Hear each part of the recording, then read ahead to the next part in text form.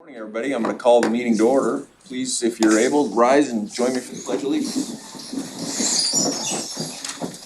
I Pledge allegiance to the flag of the United States of America and to the republic for which it stands, one nation under God, indivisible, with liberty and justice for all.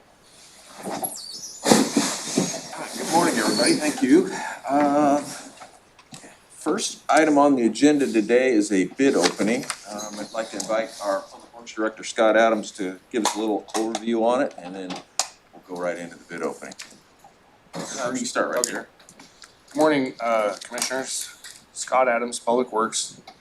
Today's bid opening is for a water and sewer system improvements in Winchester Bay, specifically on Lighthouse Road from Salmon Harbor up to the museum area. This will upgrade the infrastructure up to the museum area to bring it up to what its current needs are and any additional future needs. Anybody got any questions before we go to the bid opening? So I know there's some homes on the way up there. That neighborhood will help with flow for that neighborhood too. Yes. Okay, great. All right, come on up. We'll start. First bid I've got is from Knife River.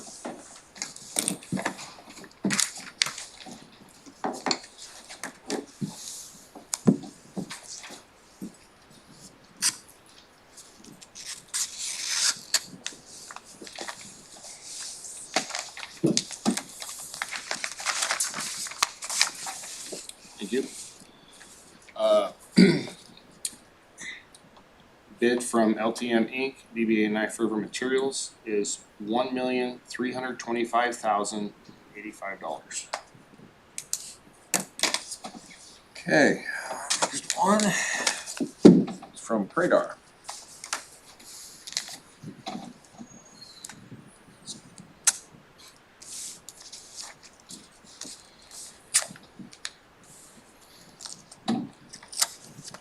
Have the old knife sharpened. Got through a few staples, it kind of dulls it down.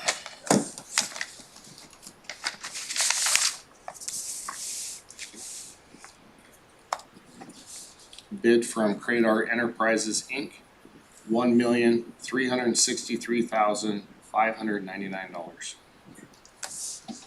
All right, our next bid from Jesse Rodriguez Construction.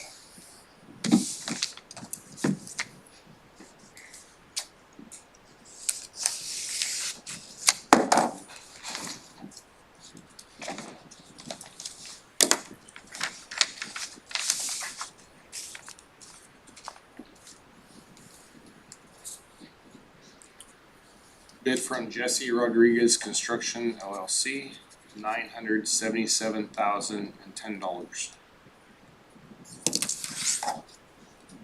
All right, our last bid is from Johnson Rock Products.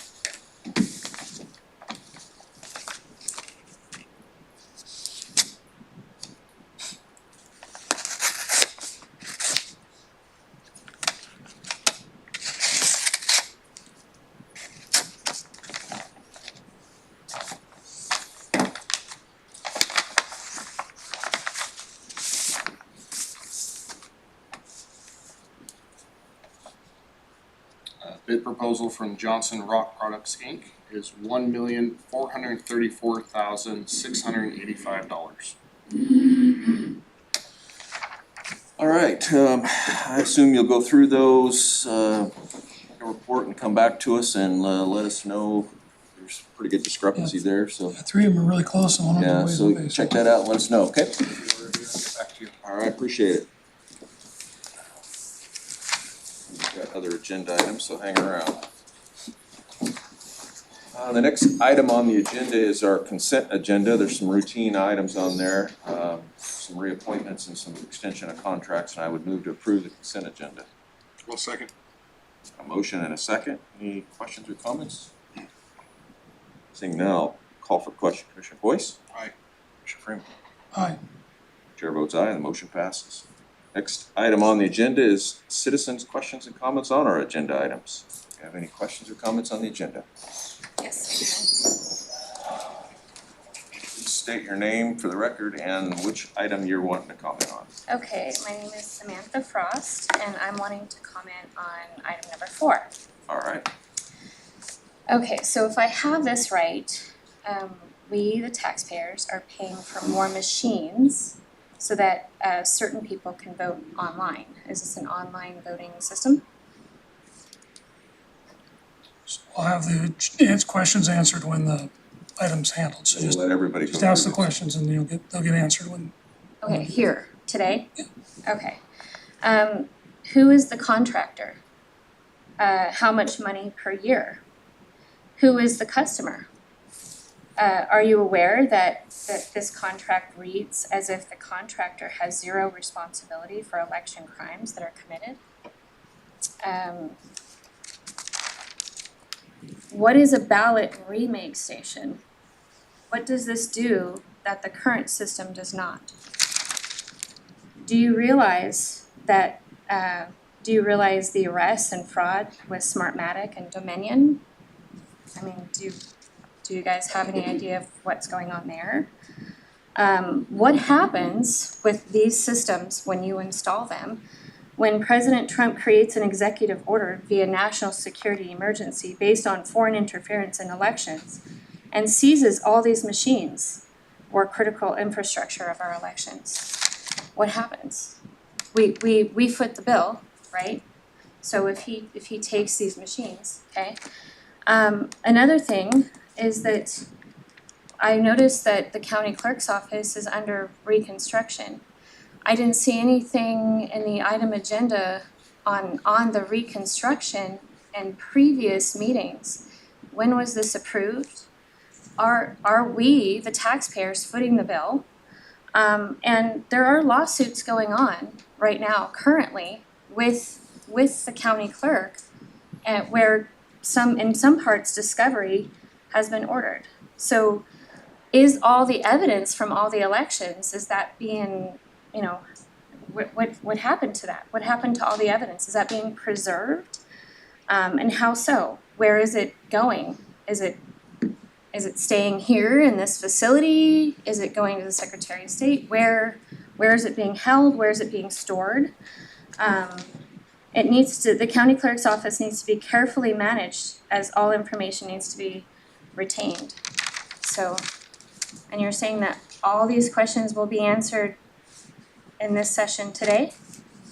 What we're saying is you get to ask questions and comment just like that. And if we get the opportunity and it's relevant, we'll answer them today. Okay. Hopefully it all goes on record. Anybody else, questions or comments? Come on up. Chair, Commissioners, thank you. My name is Michaela Hammerson, and I am speaking to item number 4. All right. So I am coming to speak to the clerk's office agenda item and the importance of preserving election equipment and records during the current remodel and the deployment of new ballot remake stations. Douglas County is involved in active litigation that concerns the conduct, accountability, and transparency of the county clerk's office. At the same time, the county is authorizing acceptance and deployment of new ballot remake stations, and physical changes are underway at the clerk's office, including the movement of records and the alteration of workspace. I want to be clear about the facts reflected in today's packet. The agreement before you authorizes the deployment of new ballot remake equipment used by election staff to duplicate voted ballots, particularly UOCAVA and other ballots that are not machine readable. The packet does not state whether any existing equipment will be replaced, retained, stored, or decommissioned. It is silent on what happens to any of the current ballot duplication equipment or related records. That silence matters. This comment is not opposition to accessibility improvements or routine election operations. Counties may and should continue to function during litigation. However, once litigation is pending or reasonably anticipated, the county has a duty to preserve potentially relevant evidence. That duty includes any election equipment currently in use, any equipment that may be displaced by the new deployment, software configuration files and system logs, maintenance, calibration, and chain of custody records, and documents or records moved during the clerk's office remodel. While ballot remake stations do not tabulate votes, they do interact directly with voted ballots and general procedural records, logs, and metadata that document how the ballots are processed. Those records can be relevant to accountability, audits, and discovery. Deploying new equipment does not eliminate preservation obligations. If existing equipment is being retained, that should be clear. If it is being taken out of service, it should be preserved, documented, and secured. If records are being moved, their integrity and location must remain traceable. The agreement before you also subjects the equipment to federal property management and retention requirements, which require safeguards against loss and clear documentation of custody and disposition. When litigation, remodeling, and equipment deployment overlaps, courts look closely at whether reasonable steps were taken to avoid spoliation, the loss or alteration of evidence. I am asking that this board ensure on public record that appropriate preservation measures are in place, any existing election equipment potentially affected by this deployment is retained and documented, records and logs associated with the ballot processing remain accessible and intact, and no actions are taken during the remodel or deployment impair transparency, discovery, or public records access. These are standards, prudent safeguards that protect the county, the clerk, and the public. Thank you for allowing this to be entered into the record. Thank you. Anybody else like to speak?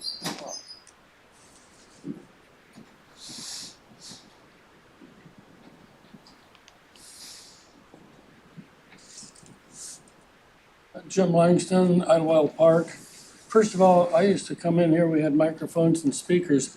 I can hear the voices. I can't hear a damn word being said back there in the audience. All I hear is voices. But I'm here to talk about the clerk's office.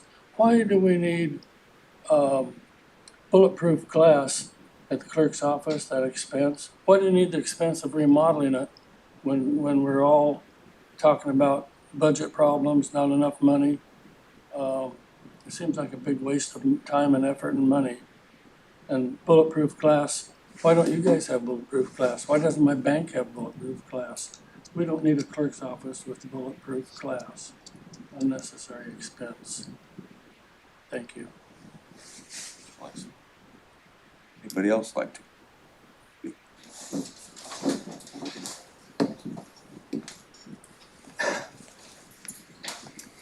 Shane Gilbert, Winchester.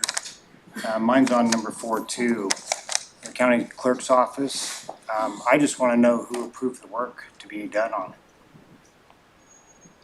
Because we didn't get it. We didn't even know about it. We didn't get a choice on it. I don't know how you're serving the people if we don't even get a It was on an choice in agenda. this. Talk about it. It was on an agenda. Okay. The county clerk's office is on the agenda. We'll talk about it. Answer that.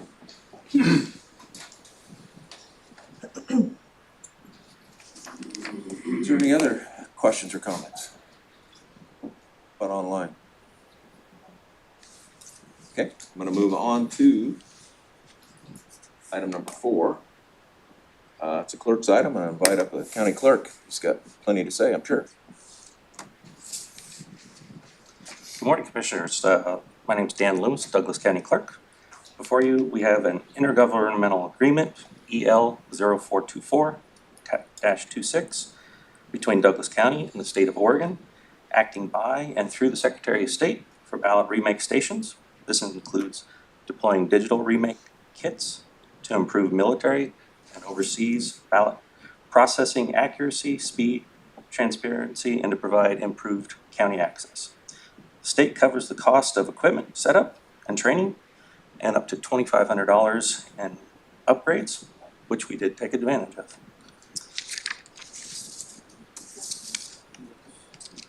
To respond to the questions that were asked, a majority of the questions were not about the agenda item. Yes, they were. And the one of the questioners is in litigation with me currently.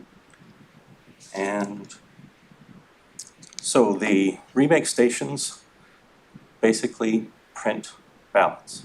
That's their basic function. Prior to having a remake station, there was no previous equipment. There was just the blank ballots that we purchased to fulfill the need of voters coming and asking for replacements. The remake station automates that and keeps us from having to have an overage of extra printed ballots. We just print on demand. The second. Can I ask, Sure. I wanna make sure I understand that. So the current and past practice has been for each ballot style, you order more than what is needed to be mailed out. Yeah. In case somebody has a destroyed ballot or needs a replacement ballot, so you have them on hand in the clerk's office to assign to them. Right. This machine will allow you not to have all those ballots sitting on the sideline, but when somebody comes in, you can print the specific ballot type they Right. need. And earlier we talked about military and overseas. Military and overseas have the option to sign a waiver and email us their ballot. Not every military and overseas voter does that. There's a few that do.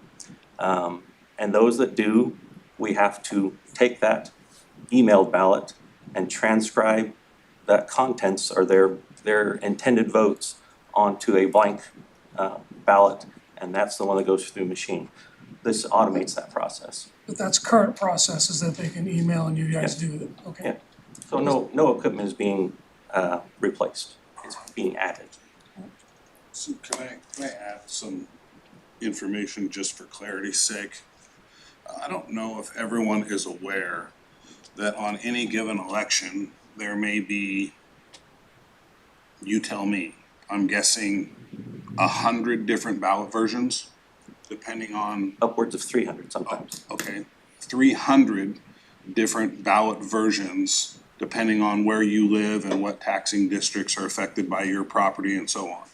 So in the past, you've had to have extra copies on hand of sometimes up to 300 different versions of the ballots that we may or may not use. Potentially, those could be stolen and used. If they're not used, it's an expense that we spent to have them printed, but we didn't need them. Right. But we are required by law to have them. And this new technology allows you to take a voter's information, figure out where they live, what ballot they should have, and print them a single copy should they need it. Exactly. Earlier there was a question about custody of ballots. No election records have been moved. In June, those May election ballots went into storage and they have not moved anywhere. They're in the same place that they were placed in storage. So no ballots have been moved. I'm not sure if there's other questions I needed. So the remodel that you're currently going through, I know in February of 2025, we approved the grant for that project. Yes, So that was on the agenda, it was agenda item number 3 on the February 5th, 2025 agenda item. and I think we had to apply for that months. Yeah, long. sometime ahead of that, but that's when the Months board before took that. an action to approve that project. Yes. So, And that's which what, of course was that's how the over a year ago. that's how that security upgrade is being paid for, is by grant. Homeland Security, Yes. Homeland Security grant, yeah. That's something that's happened in a lot of different counties across Oregon and across the nation. Other than that, that's all I have. Any questions or comments?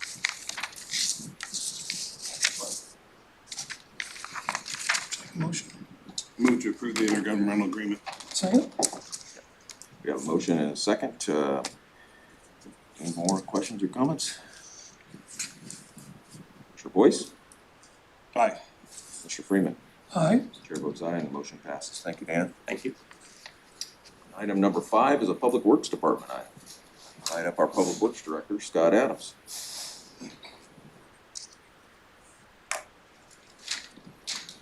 Morning, Commissioners. Again, Scott Adams, Public Works.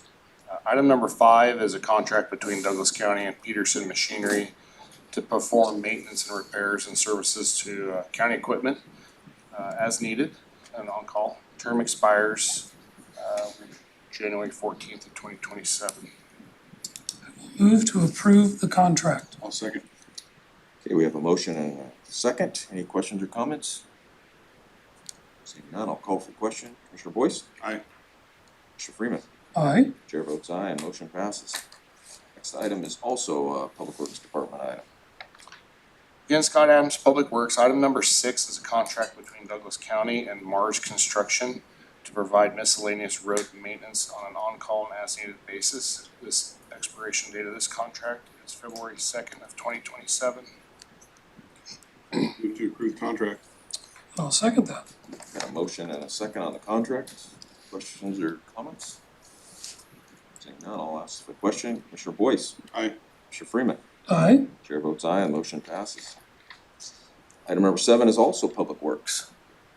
Again, Scott Adams, Public Works. Item number 7 is the final acceptance of a contract between Douglas County and LTM Knife River Materials for the Main Street Canyonville Safe Routes to School project. The total contract amount is $3,306,114. I will move to approve the final acceptance. I'll second. We have a motion and a second. Questions or comments? Thank you for completing this. I was down there just the other day and it looks fantastic. I got really great feedback from the people at the chamber and the city and the community there. It made a big difference. Good. And I know they've moved down to, some of that contractor's equipment's moved down to Glendale and is starting down there. Yes. That will be quite a project as well down in Yeah, Glendale. it's, It'll change the scenery dramatic in Glendale. And why the contract is closed out on the Safe Routes to School Canyonville, we do have some continuing work that's gonna go on and some problems outside that to resolve, but I appreciate you guys working on that. there was some issue on the west side at the far north end with some wetlands or something that we're trying to get mitigated And and we've gotta do complete that that. first. It's just a few blocks, but it'd be nice if that was completed. Yeah, some stuff that we're still working on regulatory wise to get tied in with the rest of the sidewalk project. Done, the project looks very nice. And some ditching and tying in the local ditches. Anything else? Got a motion and a second. Call for question. Commissioner Boyce? Aye. Commissioner Freeman? Aye. Chair votes aye and motion passes. Scott, you got one last one. Again, Scott Adams, Public Works.